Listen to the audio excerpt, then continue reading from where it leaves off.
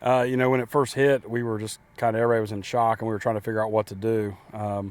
So met with the coaches, found out about this Zoom conference stuff, and we soon came up with a plan where the individual coaches were meeting online with their players, and we just kind of put our work for our off-season program with them, set some goals, talked about schemes, got to know each other, just building a team bond really during a time where we could not be around each other. And then when they opened it up in June, it was like every kid at South Charleston was up here ready to go. And I think the kids are ready to get back to normal and do some things on the football field. And we're very excited for Monday.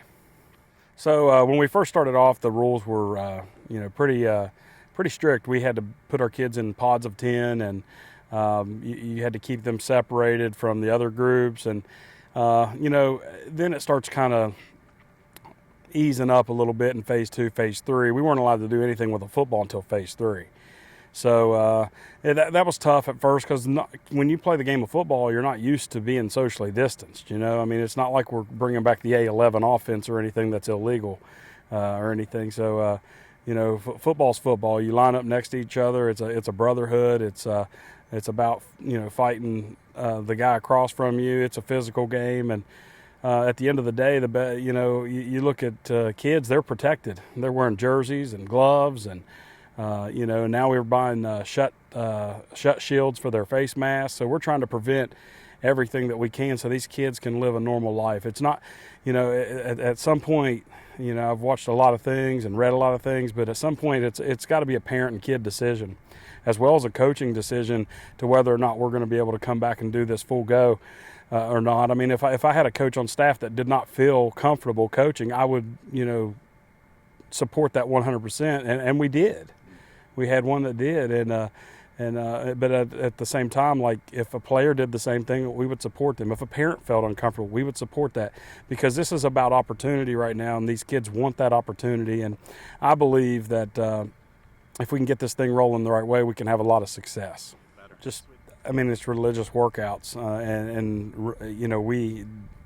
one of the other coaches said it, but when you first told these kids, hey, we have to meet, and you're going to run for the entire practice, and you're not allowed to use a football, like, how many are going to show up?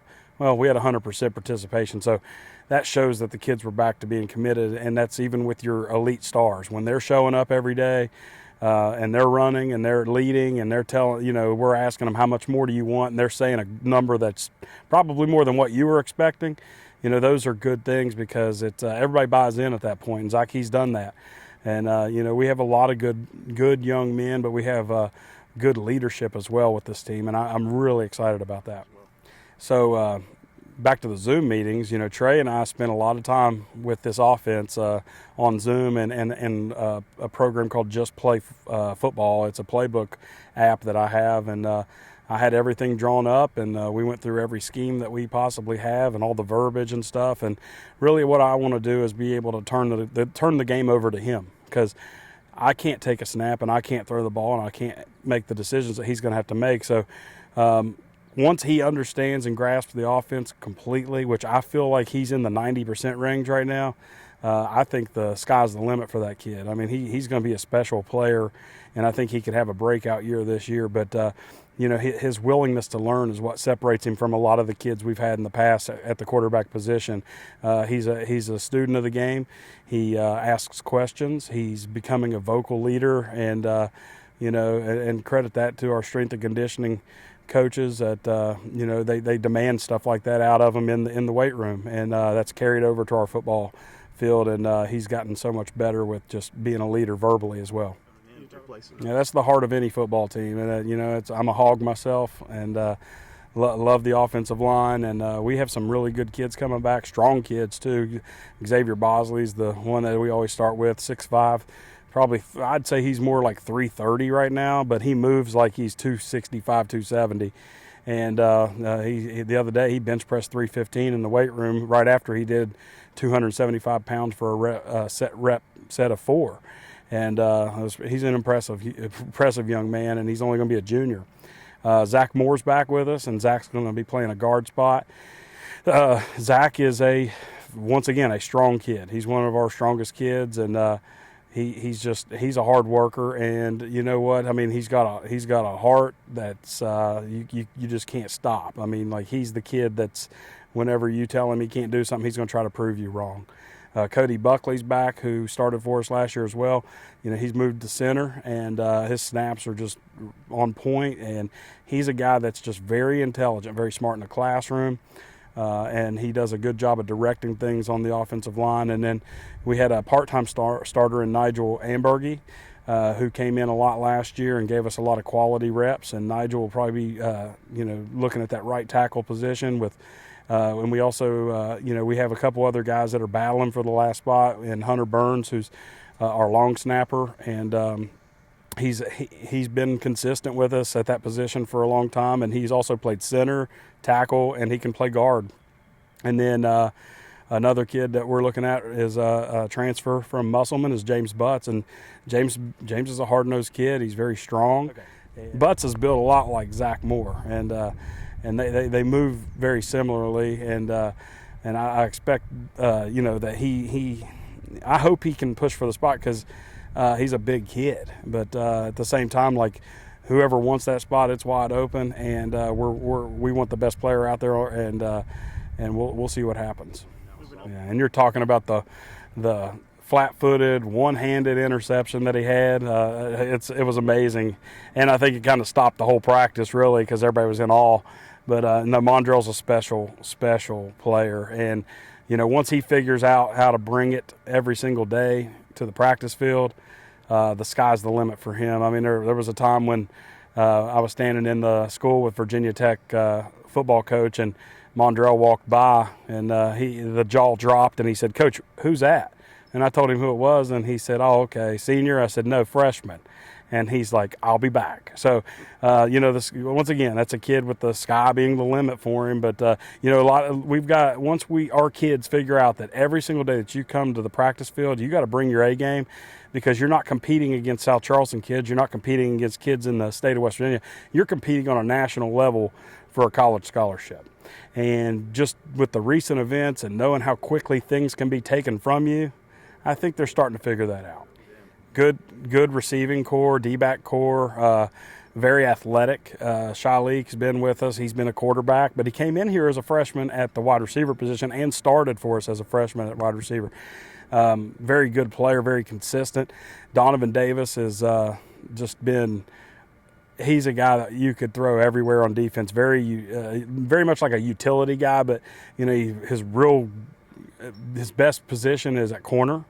And then we have a couple new guys in Kevin Tinsley, who's a longer, rangier wide receiver, free safety type, and Anthony Jackson, who can go get the ball, and he can move, and he's a little different. And both of those guys are kind of fighting for the outside receiver spot and the free safety spot or corner, depending on where they fit. But no, I'm really, really excited with our skill group as well. And we lost good ones in Romeo Dunham. Romeo was a special player, and it's hard to replace guys like him. But it's high school. It's you got to move forward and see what's next. Well, I'm excited about the field turf for the fact that we have a place to practice now. We can get out now, we can line up and get our spacing correctly, as opposed to being up on the practice field where things were shortened, condensed, and you could only go 30 yards or you're going to fall over the hill. So, I think game prep really helps out. Special teams is where it's going to help out big time too, because now we can work our kickoff every single day instead of once a week. Just little things like that are going to pay off, and just the fact that we have room to push a sled now. We're going to use our old practice field for basically our D-line, O-line sled and pad area, from 2-point, 4-point, 6-point drills to driving a sled to whatever. We've got it, and we're excited about that, and our kids are excited about the turf too. Now they know how hot it gets out here, so they understand that. But just being prepared mentally is the major focus, and I think this will pay off big time for us in the end. Yeah, so one of the things that we talked about is just making sure that we can get the biggest bang for our buck. And, and we wanted to make sure that it had history in it, and we wanted to make sure that it had, some modern day looks to it. And and when you look at our end zones, we kind of mimic the Oklahoma State plan, where they had orange end zones with black letters and a black border around it. We are one of the only schools that actually trimmed the outside of our black border with a white border trim. Everybody else kind of cut theirs off, and that was something that I felt would kind of separate us a little bit. So that's the modern approach to it.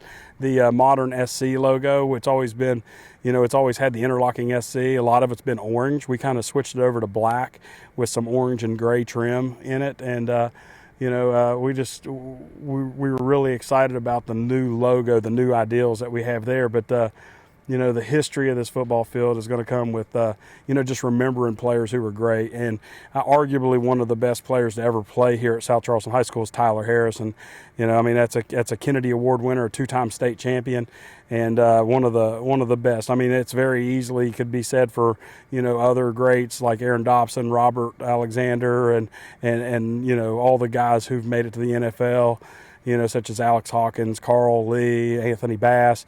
But when you talk about what they did at high school, Tyler won the Kennedy Award. Robert won it twice, but Tyler won 2 state championships and should have been playing for a third. And he led that football team, and it was special. And it's arguably one of the greatest players to ever wear a South Charleston football uniform. We wanted to remember him. So we kind of incorporated the 5-yard line. It happened during football season. We did it with the grass field, and we just kind of carried it over to the turf. And, Tyler will go down in our books as one of the greatest to play the game up here, and he'll always be remembered. Well, one of the things I try to do in the offseason is see who the best guys are out there available, and who wants to be a Black Eagle. And, I'm an implant myself, and the city of South Charleston and Dunbar has taken me in, and I'm trying to make this thing the best possible situation for every kid, whether it be the stuff that they get, the field that we're playing on, or the uniforms that they're wearing, or who they're getting coached by. So every off season I kind of look at where we are, and I evaluate us, and I go out there and I try to find the best guys. I've added first and foremost Coach Lamar Martin from Nitro, who was their strength and conditioning coordinator, and he's going to come over here and coach our inside linebackers, but he's also going to run our strength and conditioning program, and he's done an outstanding job. Helping him in the weight room is going to be Kevin Brewer, and Kevin's going to help us with the D-backs. Kevin's a South Charleston guy, so that was pretty neat to bring back a South Charleston guy that played football up here. He played for Coach Casto, and Coach Casto spoke highly of him, and I also brought in a young guy that was a captain over at West Virginia State on the offensive line, Colin Beckner. He's going to help us with the offensive line. And then, I'm real excited about bringing over Jordan Chevalier, too, from Riverside. Jordan is going to coach our wide receivers, and I'm excited about him. And he's a guy that's very young and energetic, and he's got a lot of good ideas. And he just wants to gain knowledge. So it kind of helps us to be on the same page, because he's going to be working directly with me offensively. So I taught him the offense before multiple times, and then I made him come back and teach it to me the other day, and he did a great job with it. So our future is looking really good at the coaching perspective too. And the biggest thing is, can you get along with the players, and how are you going to have a great relationship with them? And we have that with our kids, and I think our kids know that we care about them genuinely.